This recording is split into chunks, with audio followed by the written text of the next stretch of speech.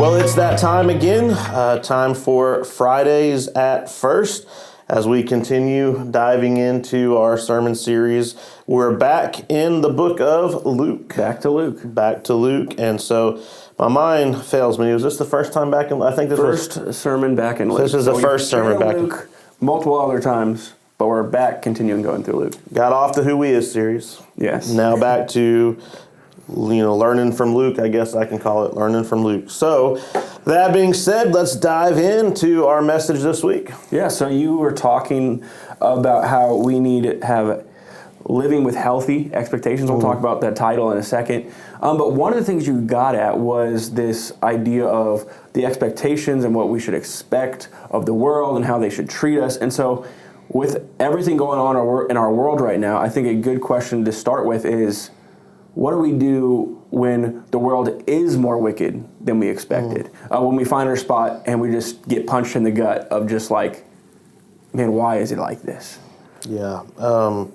Man, so we're recording this the day after Charlie Kirk was shot and killed, and I had people texting me last night that hardly ever talk to me about spiritual things and asking me, how do we, what's the answer for this? What are some Bible verses and things along those lines? And I mean, I can give you a generic answer the title of the message was Living with Healthy Expectations. One thing is we need to have those healthy expectations that I think because of God's common grace and because of the gospel, because of the church, that we are shielded a little bit from how bad this world can be. If you look all over the world and other parts of the world, I mean, we are blessed here in this country that for generations and decades, we've been kind of shielded from some of these I've done ministry in third worlds. You've been over to third worlds, like the times they've had coups and things along those lines and people killed. And so I think we just got a taste of it in our culture this week that, I think it goes back to expectations.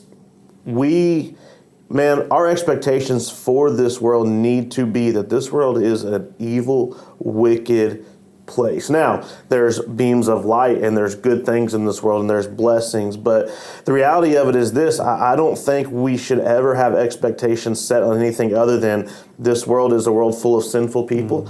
This world is a broken world. It's a world full of heartache and sorrow because of sin, and it just takes us back to that reality.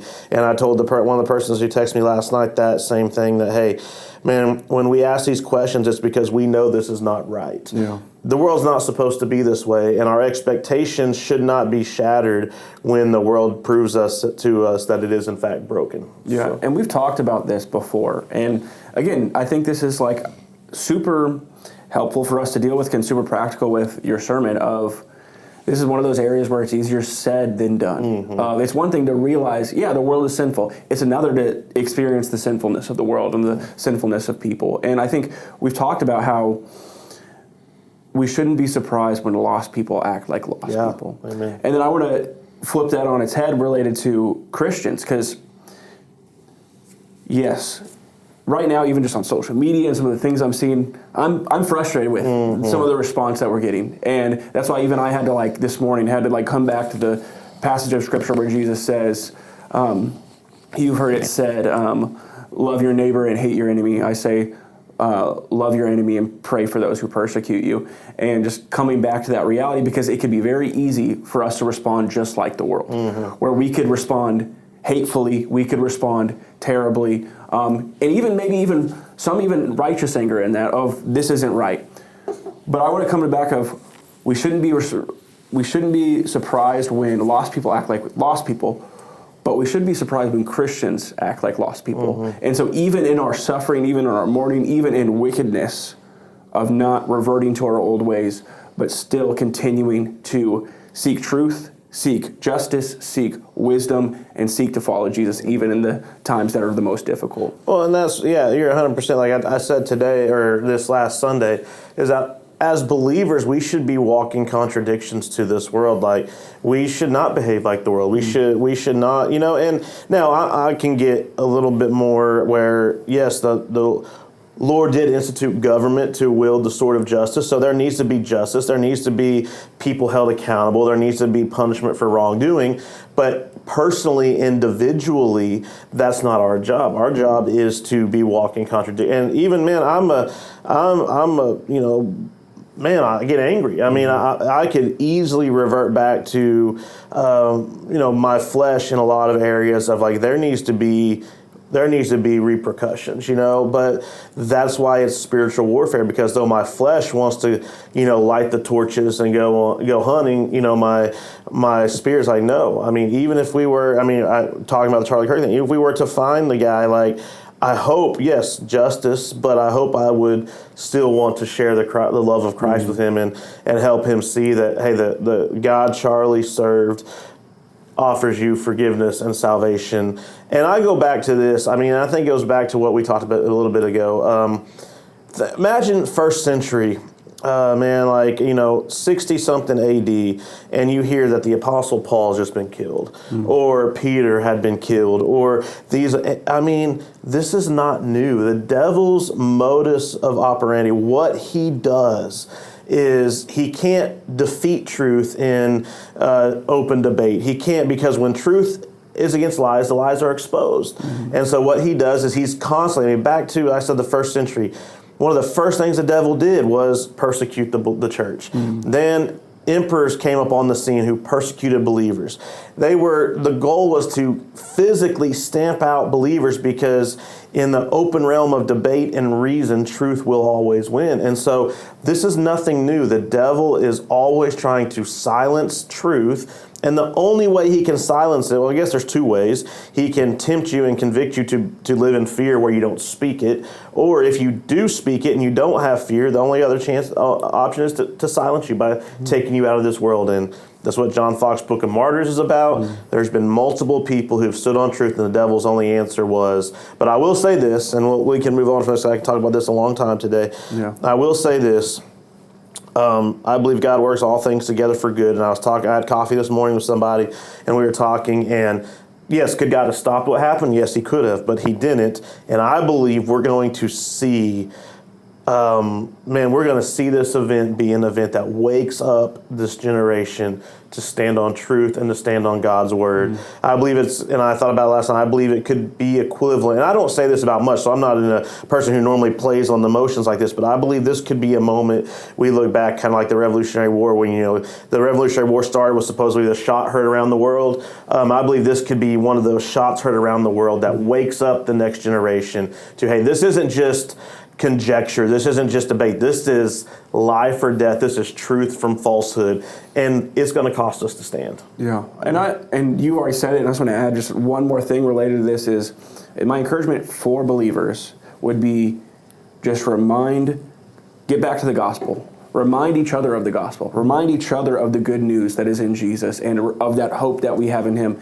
And then for those people that, again, wrongdoers, those that are wicked, those that are lost, those who are far from him, those who are saying things that are infuriating you, remember the gospel for them too, of pray for them. Pray that God would change their hearts, that they would encounter the one true God that is Jesus. And if we have that mentality of just reminding ourselves of the gospel, as well as praying for the very people that are doing terrible things, I think that'll give us the right way to move forward. And I think you're right I think we'll be seeing impact of this. And you're already kind of seeing some of the impact of it, of even some of the good that has already come of pointing back to Jesus and his faith specifically within Jesus. I followed Charlie Kirk. I didn't follow every single day, but I would see his reels and stuff like that. And there were so many reels I've come across that I never knew were out there now because of this, about him preaching the gospel and declaring the gospel. And those will be made evident. And so, yeah, it's, I always say this, as believers, we want physical justice, but spiritual grace. And that's how I feel in this situation. I believe, and I tell people who, get saved, hey, there'll be consequences. Like, getting saved doesn't erase the physical. If you, in prison, I've talked to people in prison, you're still going to have to physically, serve justice for your crime, but spiritually you can be forgiven, you can be redeemed, you can be restored. And that's what we want in this world. Yes, justice is important, but from a spiritual realm, as Christ followers, our desire should be grace. Our desire should be preaching forgiveness and the gospel, because, and I love the phrase, that those who Paul persecuted and killed were at the gates celebrating Paul walking through the pearly gates. And I believe if this person who did this gives their life to the Lord, I believe Charlie Kirk will be in heaven welcoming him, say, I'm so glad that you received Christ as your Savior. And I think there's that hope for us of, like, I think you mentioned this verse on Sunday of, Jesus says we will have trouble in this world. We will. It's not an if, it's we will. But take heart, I have overcome this world. And Amen. And Charlie's living in the reality of that right now. And so we could talk about this forever, and you probably will hear more conversations about it in the future. But I want to get us back to the sermon. You started with this title originally of Living... So original, and that's why I jokingly say, like, back in the day before sermons went on PowerPoints and slides, then you could change your title up till the morning and no one would ever know. There's times I would be in the front row, got to go up and, what am I going to call this sermon? What am I going to call this sermon? But so I originally put it living up to expectations, and then I never liked it, but I had to have something, So Saturday night I was putting my final notes. I'm like, this could be called living with healthy expectations. So the title we ran with was living with healthy expectations. Yeah. So why did you change it? So is there any main reason why you wanted to make that change? Well, yes, because living up to expectations still makes sense, and we need to live up to the expectations. But I don't think it was the outline of the sermon with understanding, realizing the expectation of the world, and then realizing the expectations for us as God believers. It wasn't cohesive in my opinion. So I think the better way to look at it is that there are things in this world that we need to expect. And going off of a spiritual sense and a physical sense, a lot of relationships, a lot of friendships actually suffer because expectations not met, bad expectations, wrong expectations. Me and my wife have had these conversations over our marriage that sometimes she's upset with me because I didn't do something she expected me to do. I didn't even know I was supposed to do it, and vice versa. I get upset because, hey, she should have done this, in my opinion, even though she necessarily shouldn't have. And so I'm hurt because she didn't live. And so that's why if you don't have healthy expectations of this world and for the believer, then your life is just going to be a roller coaster. So we must live as Christians with healthy expectations in this world. Oh, yeah, and I love that because if you go through premarital counseling, which you should before you get married, Amen. Great thing to do. And if it's a good premarital counselor, they're going to walk through. Amen. One of the things they're going to walk through with you is having good expectations and healthy expectations of knowing what you expect. What roles are you guys going to take on? Whose responsibility is going to be what? And verbalizing it. Yes, and actually talking about them. Because the thing is not whether we have expectations or not. We all have expectations.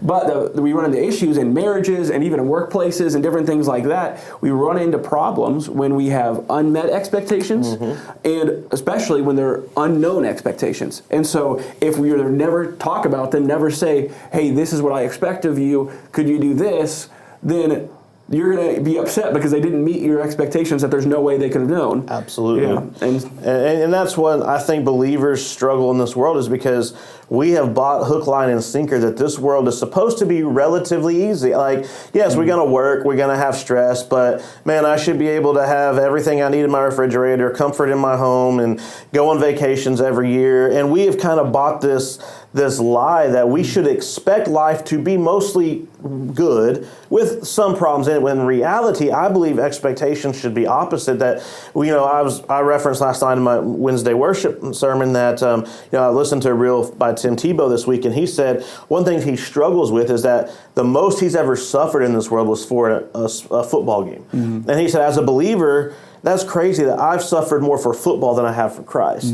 And so this reality that life is not going to be full of suffering, it makes us unhappy, makes us question God, makes us do lots of things, when in reality we should expect those things. Yes, there's common grace and there's good things, but it's almost like those are the abnormal and not the normal. Yeah, I won't go too much more in this because there's so many good things with this, but the Tim Tebow thing brings to mind too, of like, with football, of like there's like the everyday kind of suffering that you would put on yourself that is like more of that discipline, that where you, a football player, you have to work out, you put in the reps, you get ready for the game. And so that's even like, for us spiritually, we need to get ready for the game. We need to make sure that we have those spiritual disciplines, that we are putting in the work, that we are putting in the practice. And then there's the times where it's actually during the game and during where it's like the enemy's attacking you. Take the abuse. And you're taking the pain and suffering. And that's such I love that, of like, have I suffered more for football than I have for Jesus? I suffered more for my job. And that's where,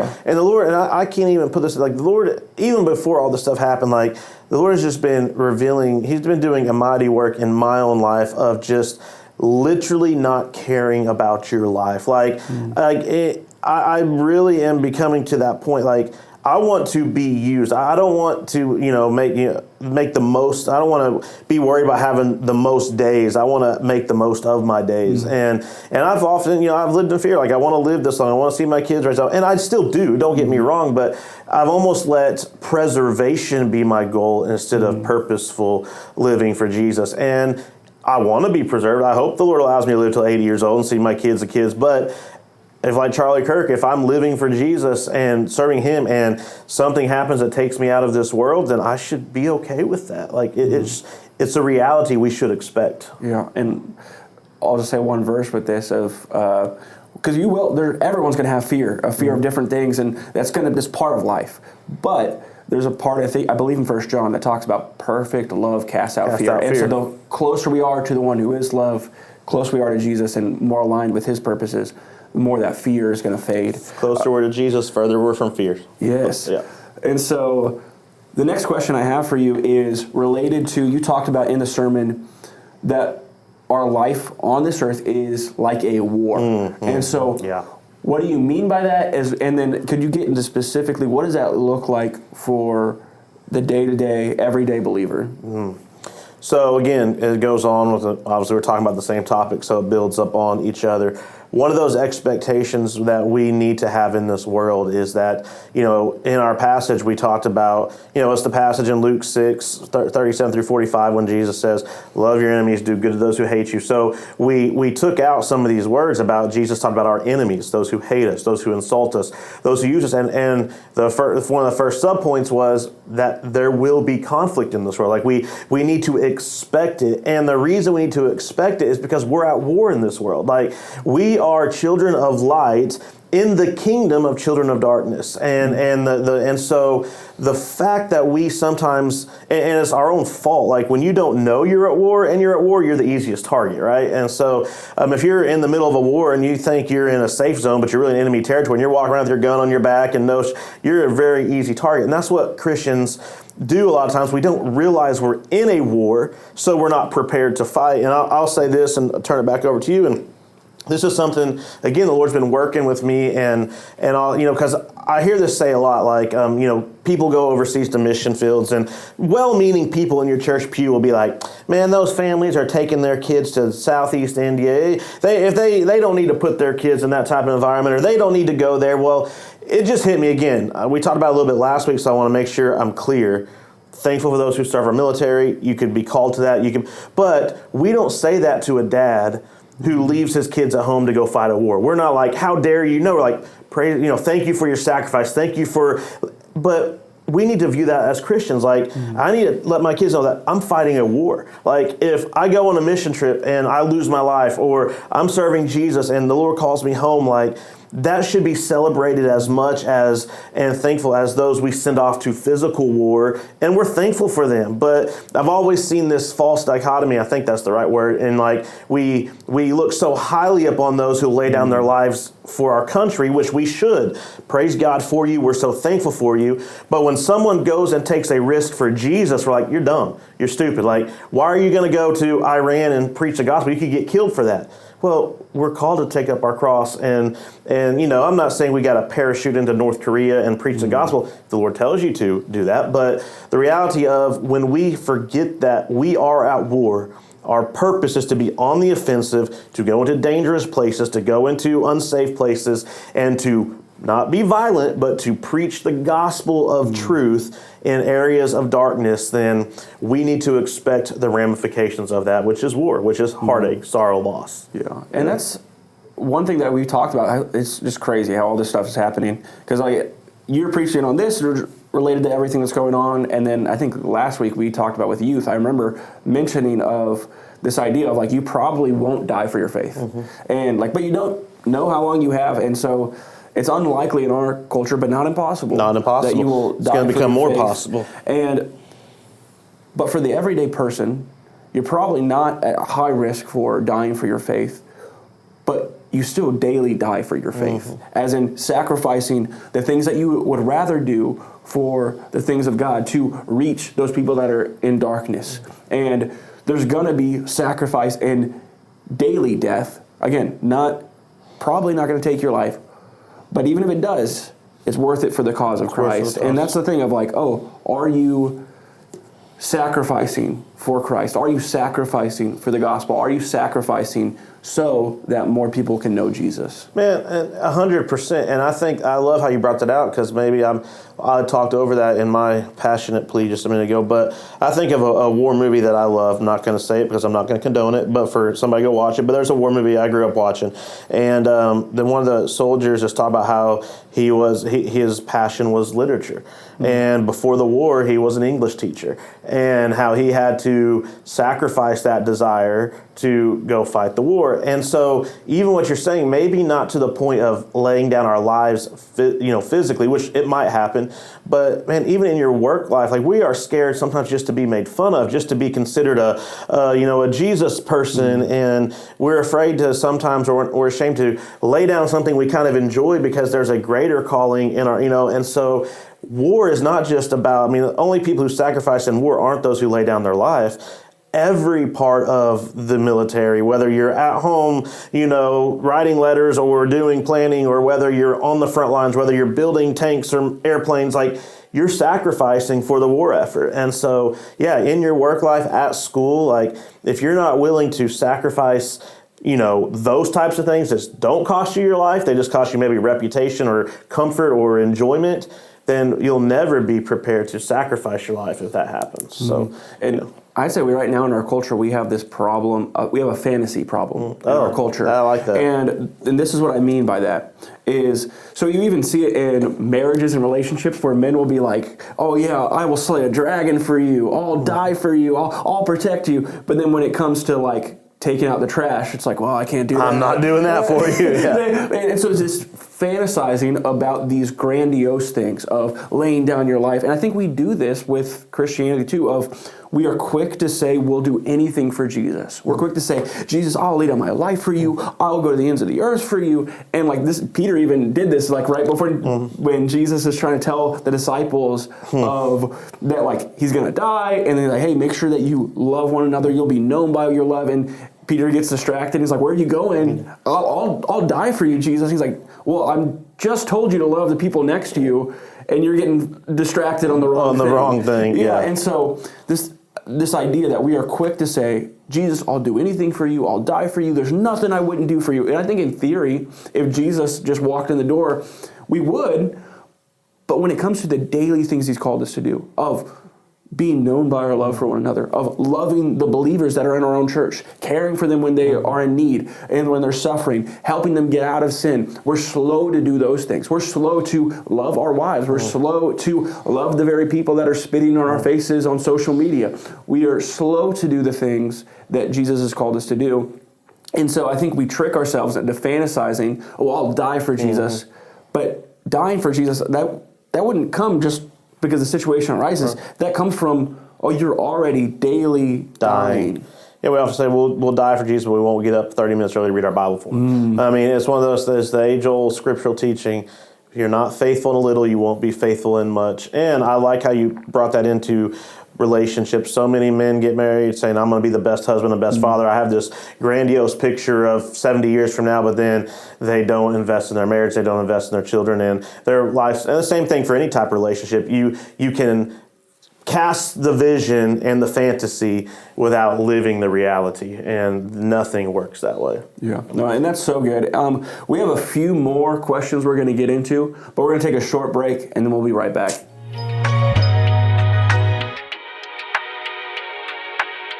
All right, we are back as we dive in. I think 2 more questions. Yeah. What you got? 2 more questions. So the first is, when it comes to, like, we live in a broken world, we live in a sinful world, it's not the way that it's supposed to be. But then we also have spiritual warfare. So how do you tell the difference between just living in a broken and sinful world and when we're actually experiencing spiritual warfare that's more direct? Yeah, I think it's some degree one and the same, but there's also a differentiation of it. One, every aspect of this world is spiritual. The reason there's sin in the world, the reason you stub your toe walking to get water at night is because of sin. I know that might sound silly. I'm not saying that's a result of your sin, but that wouldn't happen in a perfect world. So you have to understand that, yes, even things that we're not that aren't spiritual attacks from the enemy, like the devil trying to, every aspect of sin is a result of spiritual warfare. I mean, the reason there's pain and hurting and sorrow in this world is a result of sin in this world. And so I believe everything is a realization of the spiritual underworld, the spiritual things we can't see, if that makes sense. But I would say this, I believe I know where this question's kind of getting at here, but I will say this, and I put it this way, to put it bluntly. Okay, we have to live above reproach. We have to live, we need to live in unity with God and His Word. And so I tell people this in regards to this question. If you are doing what you're supposed to do and you are living for Jesus and things in this world just happen to you, bankruptcy or whatever it might be, like, bad medical diagnosis, like that, very possible just the result of living in a broken world. I mean, it's just a result of, I don't think hurricanes are all judgments of God, but I believe they're a result of the judgment of God on this world, which is we live in a sinful world. The Bible says even creation groans for redemption, And so I believe if you look at it from that way, there are things that just happen in this world. Like you go down, you roll your car into a pole and dent. That's not really an attack of the spiritual. That's just living in a fallen world. Now the devil can use that to make you lose your testimony or make you quit. Like it can kind of be that straw that breaks the camel's back, if you will. But the other aspect of this is, man, when we are verbal, when we are out there preaching and teaching, and the devil, and I don't know if I can get this question 100% accurately, the devil is going to try to silence us. And so I kind of view it this way, if you will, that, the things we don't, like, that just happen in a fallen world, that happen to the lost and happen to the saved, that's just part of living in a, the devil's not assaulting his own people. So, that's just part, but the things the devil does to us to try to get us to silence us, to try to discourage us, to try to destroy us, to try to keep us quiet in the face of this world, is kind of those spiritual attacks, if you will. Again, that's a complicated question. Maybe I should choose another one, but it is what it is. Well, and I like what you started with I think it starts with realizing that there is more than just our physical realm. And because I think we can very much so think kind of almost like things are completely separated, like, oh, well, this is the physical realm and this is the spiritual realm, and they're like completely apart. But the thing is, the things that we do, the things that happen on this earth have spiritual implications, just like how sin has spiritual implications. And I think, even a big one in our culture is like, when it comes to how people like live away from God and live in sin in regards to like sexuality, is in part because the disconnect of that has spiritual implications as well as physical implications. And it's not just one or the other, but all of our sin and all of our actions have spiritual implications. So I like that, reminding ourselves, okay, it's not just about the physical. There's more going on. There's an unseen realm. There's a war going on that we're not always aware of. And I think maybe I had the thought come to me that I was originally thinking about that question now, is that, we live in a broken world. Like, so the spiritual reality is more real than the physical reality. And so my brain came back to me a little bit. I kind of think I know where I want to go with this now, is that it's not really our issue to discern what is just a follow. Our issue is 1 Thessalonians 4:3, the will of God for our life is sanctification. So no matter what happens in this world, the purpose of it is to cause us to grow in Christ, to be like Christ, and to use it to minister for Christ. And so, I don't know why I had that brain last minute ago, but I now 100% remember where I could have gone with this question. It's that reality that, when David was going through his issues, and Joseph in the Old Testament, his issues, and Gideon in New Testament, I don't really see them contemplating, is this the devil or is this the world? No, the reality of it, it's sin. Yeah. So what we are to do is to respond to in a way that increases our sanctification and honors God. And so I think we need to do better. There is things that happen just because we live in a fallen world. Like I said, wrecking your car or all that. But there also are direct attacks of Satan on us to discredit us or to, defeat us. But the reality of it is, it doesn't really matter. No matter if it's an attack of the Satan or a result of living in the fallen world, our job is to allow that to conform us more to Christ. Oh, yeah. Two thoughts that I have with this with what the enemy meant for evil, let God turn it for good. Let God turn it for good. And so when we are, whether that's kind of that more living in a broken world suffering, or maybe that's that suffering of dealing with spiritual warfare, either one, let God use it for good and good to come from it. The other thought that I had too is it reminded me of the verse that talks about how we wage war, but not against flesh and blood, but against spiritual powers, principalities in high places. Yes, powers. and I think that's super helpful because one aspect of the verse, because it's getting at the spiritual realm, but one aspect and takeaway from that verse is the people that we have issue with. Again, we've talked about it before, and I just like putting it this way. They are not our enemies. They are captives of the enemy. Ultimately, that how Satan's working in them, the sin and fleshly desires that they're enslaved to, and we're called to free them from that captivity.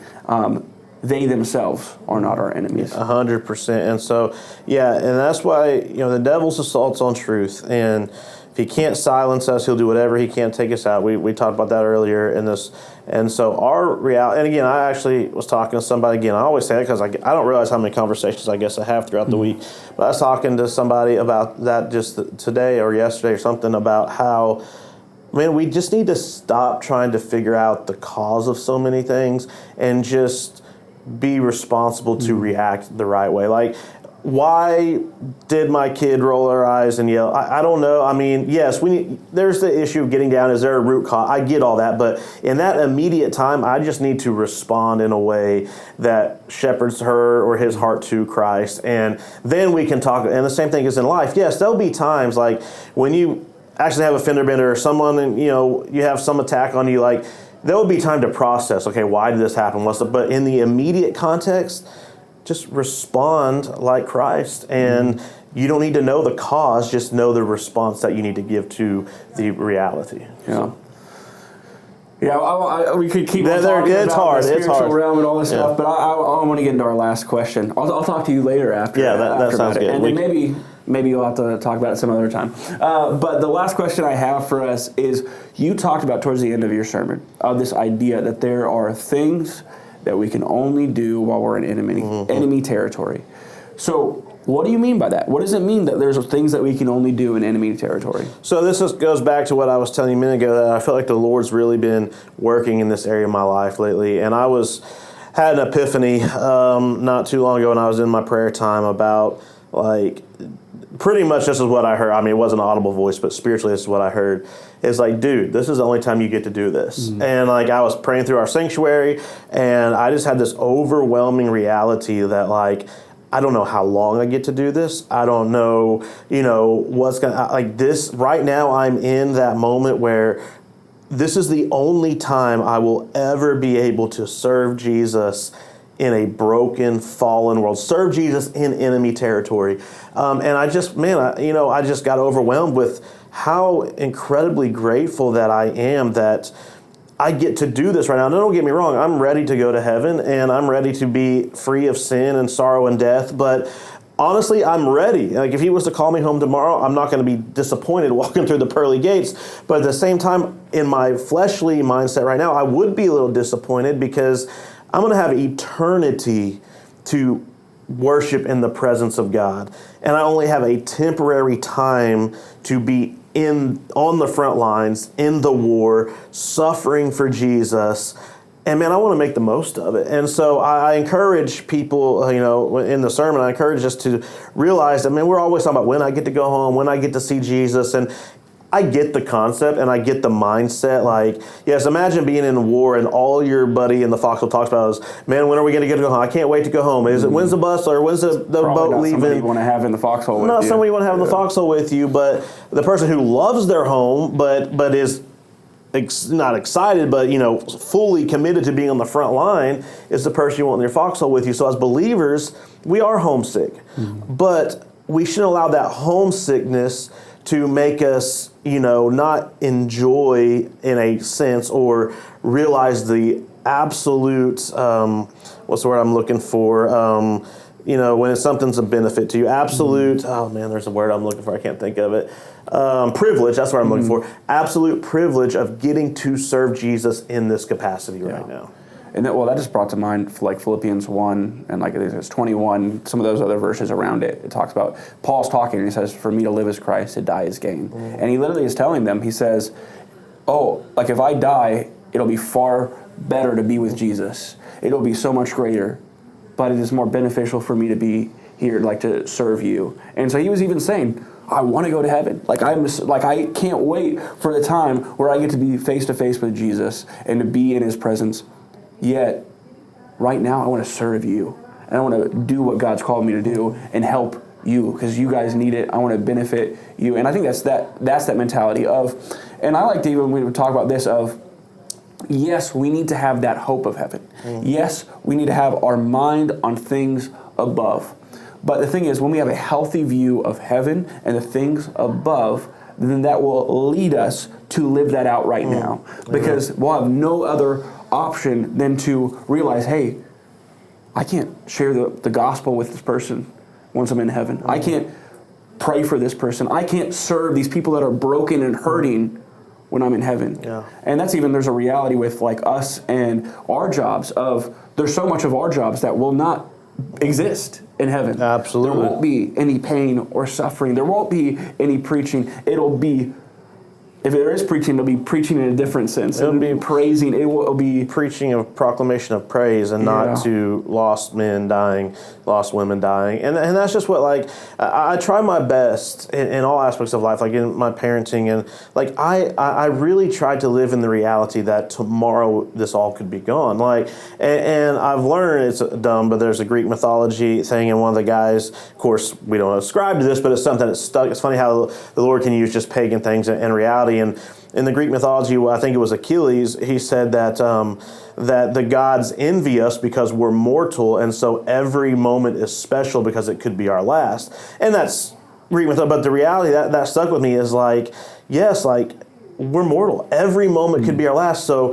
when you really believe that, then today is a gift. Like, I am thankful that I can drive myself today and feed myself and have a mind to serve Jesus, because tomorrow I might have a stroke. I hope not, but I've known people my age that have a stroke going home and they're never the same. Like, this is fleeting. It's momentary. It's temporary. So I want to be thankful for it, and I want to enjoy it, and I want to use it. And the same thing as parenting. The Lord could call me home tomorrow. Something could happen. Like, while I'm here, I want to be grateful for it, and I want to use it to the best of my ability, because it could be gone tomorrow. Yeah. No, that's really good. Anything else you want to share? Man, so much I want to share, but I mean, the reality of it as believers is just, check your expectations. Like, this world's not supposed to be, meadows and roses and all. Now, I say this, like, it's kind of like when you're walking in a pretty field, there's going to be some thorns that get in your way.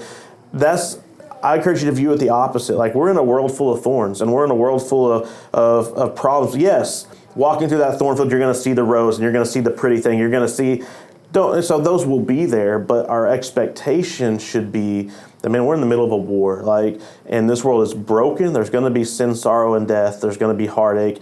You're going to turn on your phone and see that someone's been assassinated, or someone's been killed, or there's been a hurricane, or there's been an earthquake. That's reality.